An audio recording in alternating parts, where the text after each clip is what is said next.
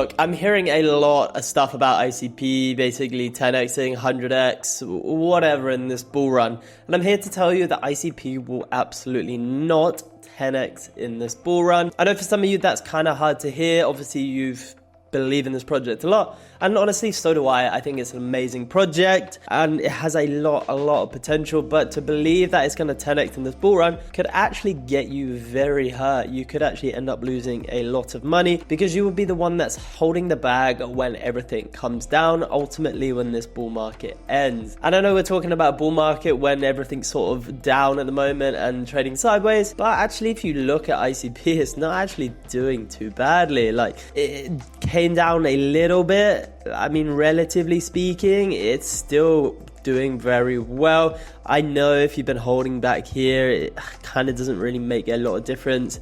Kind of still hurts a bit that you haven't really seen a profit, but realistically it's not down. And in this video I'm going to talk about why it's not going to 10x, why people are lying to you, what will allow ICP to be able to 10x in the next bull run, and sort of the developments that are gonna happen for this to essentially grow and be the real project that we believe it to be. But anyway guys, first off, if you like the videos, I'm always trying to cover content and be a little bit realistic, so just drop me a subscribe. It only takes a second. You don't even have to watch the videos, just subscribe because I like that number going up. But anyway, let's get into it. I've been seeing a lot of people saying that ICP is gonna 10x, and for it to 10x we would have to hit a $60 billion market cap. And if we take a look at Salana is at 60 billion, and it does seem like a far cry, but you need to remember that Salana did start somewhere. So obviously down here we were probably around that sort of area. If we take a look at the market cap, yeah, we were around here. So this is 2021, right? And then Salana had that big bull run,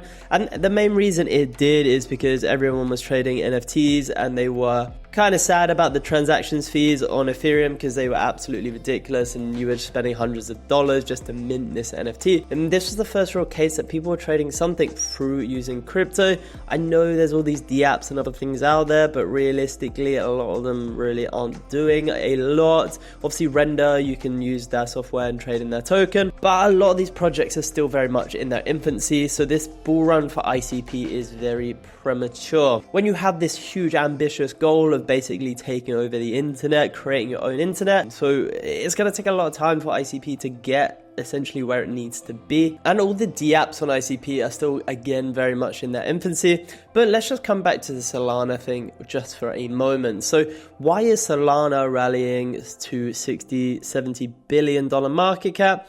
Well, people believe that this is the transactional token of the future, right? Because it has high transaction speed, it's pretty secure, and a lot of development has already gone into it already. You can see a lot of big companies already using it, such as like Visa testing it for instantaneous payments. They've done a lot around that. Generally has been chosen as that utility token because it is basically the first of the punch, right? Like obviously after the NFT stuff, it is one of the first ones to get out there, but that doesn't mean that ICP can't exist aside that. ICP doesn't really look to take over Salana because Salana doesn't really have this internet recreation version. A lot of Salana actually runs on AWS. And if you actually look at the data here, this one says that Hetzner has 42% of the Salana nodes, AWS 3%. But if you read down here, it says 37% in AWS. OVH, I don't know if you use Hetzner, it's rubbish. I really hated that platform. It was very difficult to use. So this just shows that even though it is a decentralized crypto, it is on a centralized network. So ICP is obviously creating its own nodes, its own internet where you can host things on,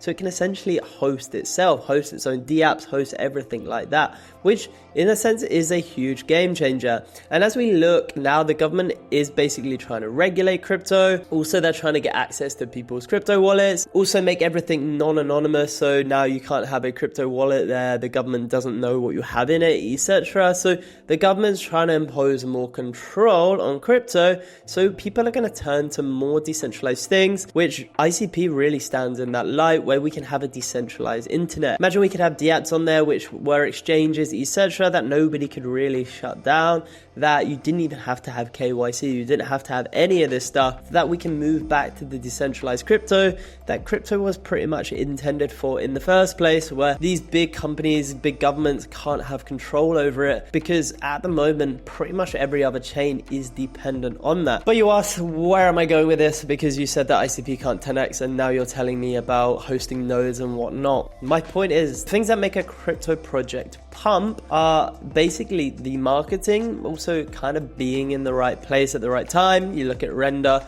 was in the right place for AI. Actually, they kind of pivoted to AI.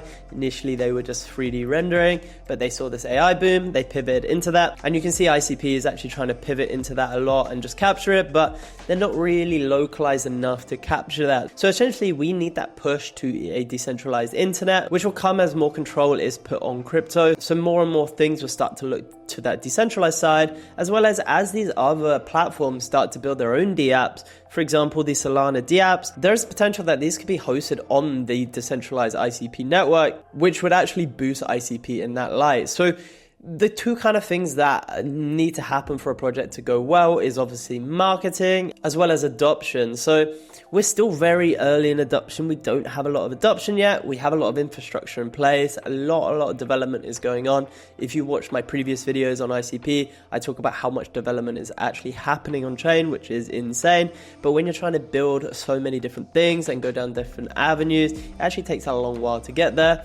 And obviously, as these other apps have been built and they're hosted on, say, AWS, it's going to take them a while to move over. So adoption is going to be slow. But if we go back to marketing is actually very good for ICP. We have a lot of fanboys here who are probably hating me right now saying, it is going to 10x, it is going to 10x. And these guys just kind of pump it, right? They give so much enthusiasm to the coin and just the wider community to bring that in. So that is something that they have. They don't need to do a lot on there because everyone knows about ICP, right? If you look a couple of years ago, nobody really knew that much about it, but now they're very well known. So we just need adoption. And I do not think, I'm pretty sure that adoption isn't going to come in this bull run. So we are really just kind of riding on the price of Bitcoin. And again, I've said that before, ICP is very much tied to the price of Bitcoin, where Salana seems to be separated now.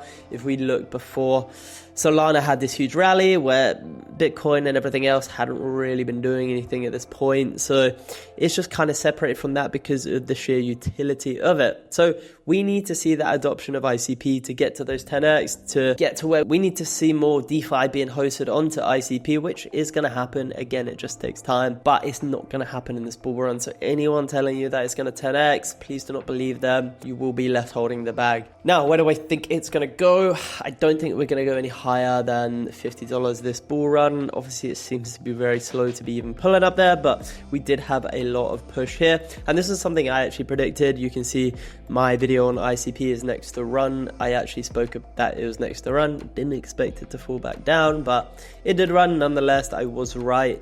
So if you are getting closer to that $50 mark, it's probably best you start thinning your positions. You can keep holding a fair bit and as it goes up, but if it goes to 100 per se, and it's not going to happen, and then you're like, yeah, oh my god, it's going to keep going, because you probably won't get out. You need to have an exit plan on this. So minus $50, I will be happy with that. Definitely going to buy back in after the bull run ends, because I still believe in this project a lot. I just don't want to lose money. But anyway, guys, if you did like the video, appreciate it. Thanks for watching.